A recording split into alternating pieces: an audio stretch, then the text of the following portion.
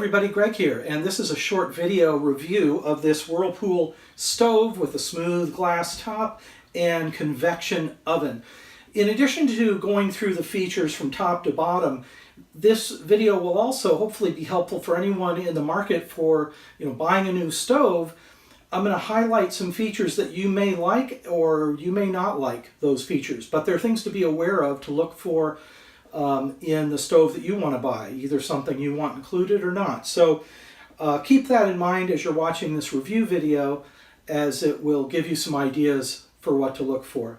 Now, before I get started talking about the features that are obvious on the exterior and controls, I want to take you behind the stove so you can see a little bit about how this stove hooks up, because that may be something to consider for this as well as other models. So let's take a look behind the stove. I'm going to go ahead and pull the stove out, and to do so I'm opening it up here, opening up the oven, pulling it forward, and there are some heavy pots in here, but even so it's not too difficult to pull away from the wall, which is nice because you'll want to do that when you're doing cleaning. And what I want to show you back here is on the back of the stove, you'll see where the power cord goes in. This channel here, it's basically an air intake for the convection oven. That panel comes off, and that gives you access to the power cord, which in most situations when there's a delivery, they install that power cord on site, either a 3-pin or a 4-pin power cord. These blocks over here, and there's also one here, those are weights to maybe help prevent a little bit this situation of the stove tilting forward, leaning forward. And there's a warning I'll show you in a little while about that. So the reason I'm pointing this out is because that air intake for the convection oven, as well as some other things sticking out the back here, make it so that the back of the stove is not quite flat. It sticks out a little bit. And there are these channels on either side of that air intake for the convection oven. You can see where perhaps the power cord, the extra power cord, could be tucked in there, right? So depending on your installation and your setup, in our situation we have this power outlet on the wall, and unfortunately, it's like right in the middle, which lines up with this air duct system. So instead of kind of tucking away to the right or left of it, it's right on top of it. So that kind of limits how close the stove can be to the wall. And that may or may not be, an issue for you, but just keep in mind, I'm going to back it up here and you'll see that there's a gap of maybe 1.5 inches or 2 when you consider the air duct and the power cord sticking out of the wall. You end up with a little bit of a gap. When you're pushing the stove back, you may want to, rock it a little bit, depending on your floor surface, if you have tile or vinyl flooring, but it goes back pretty easy. And then at some point, you're going to be back as far as that's going to go. And in our case, the power outlet is pushing against the air intake for the convection oven. And it's not too bad of a gap. Let me give you a close-up of it. Here you can see you can get, a few fingers in there.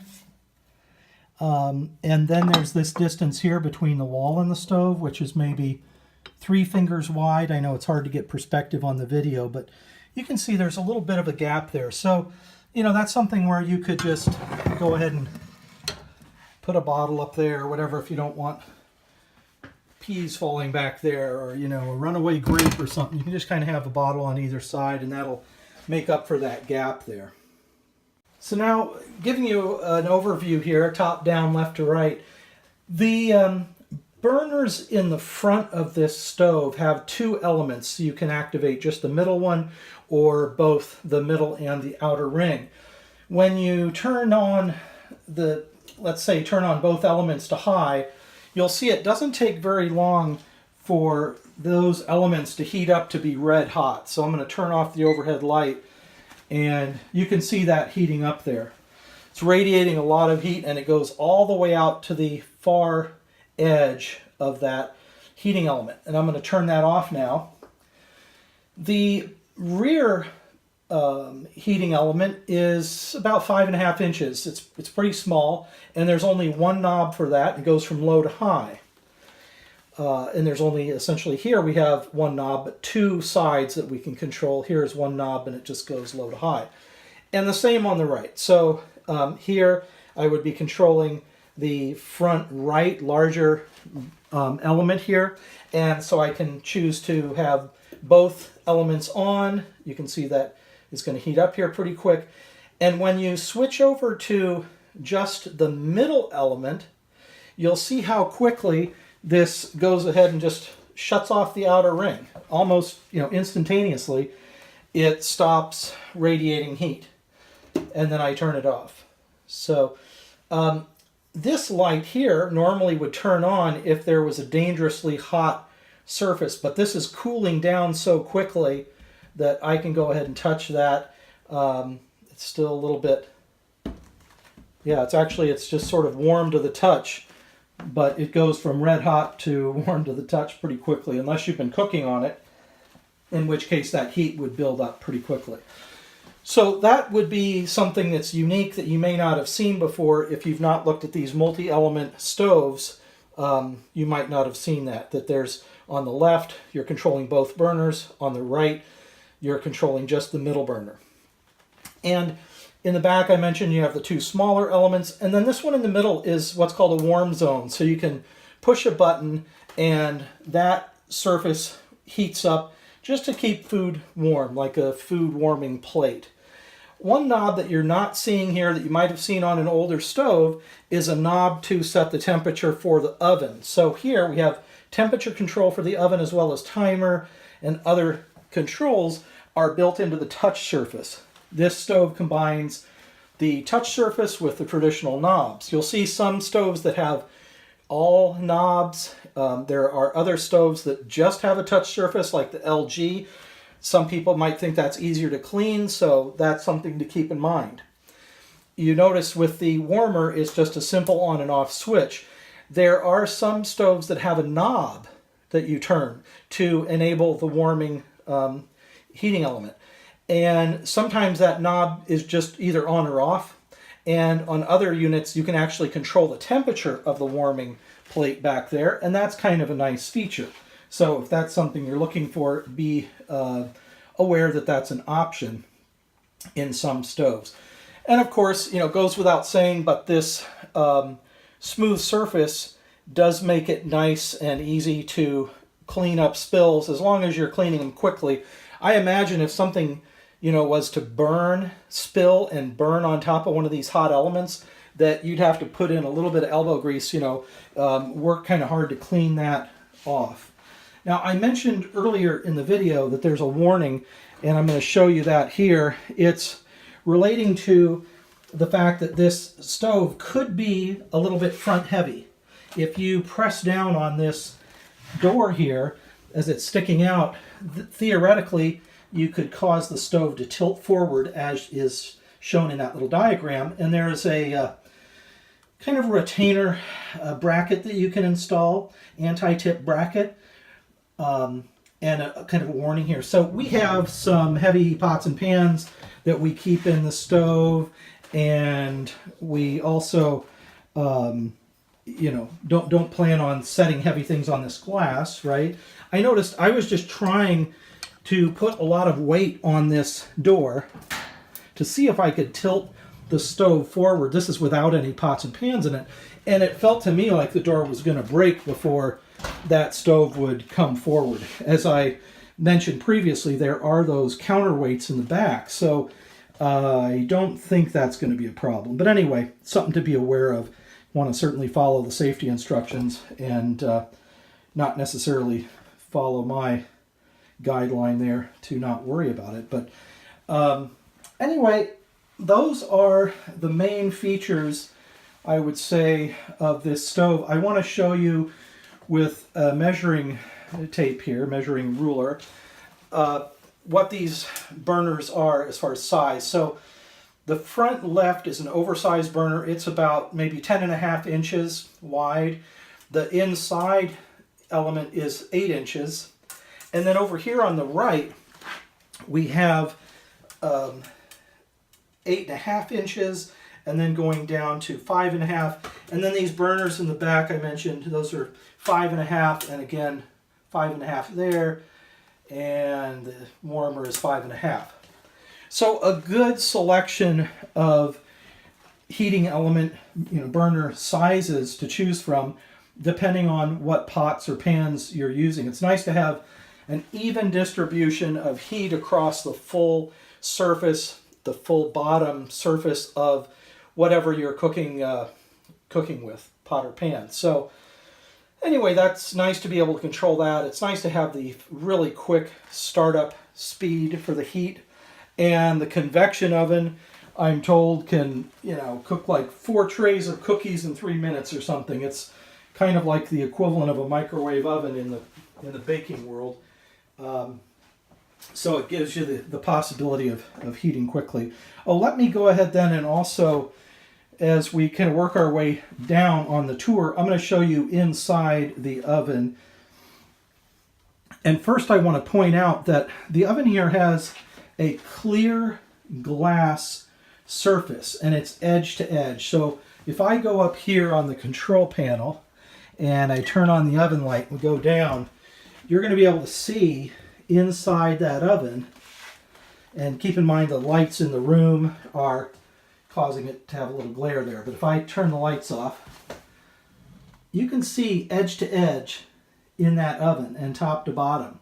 So that's really nice. A lot of ovens have just a very small window on the front, or they have, in addition to a small window, they have very dark glass that you can't really see through very well. So this is nice for people that really want to see what's going on in the oven while things are cooking or baking in there. So let me go ahead and open it up and show you inside. And one thing you'll notice is that there are a lot of options for your trays here. 1, 2, 3, 4, 5, 6, 7 different positions for these racks, for these oven racks. Notice that this one here is a little springy. It's a little bit lightweight. So it's designed not so much for a heavy pot or pan like that. It's designed for maybe a pizza or a cookie tray or something. The one on the bottom is double reinforced. It has really thick reinforcement. I'm going to show you that now. I am assuming it would be possible to order an extra rack. Here again, this is the lightweight rack. You can kind of flex that pretty easily. But if we switch to, let me show you this lower rack. This is super heavy duty, extra thick metal on 4 contact positions rather than just 1. There's a reinforcing rod in the back. So that's very good for a large pot or pan or whatever you're cooking with. And let me show you also that there's an extra deep tray in the bottom. And notice there are no heating elements that are exposed. So if you have food dripping in there, that food is not going to drip onto a burner and catch on fire or otherwise just start burning and smell up the place. So that is a really nice feature. And with the convection blower in the back, you're going to get even, smooth, fast heating inside of this unit. So those are all pluses. I'm going to go ahead and put this tray back in the bottom position. And we'll get the other tray in there.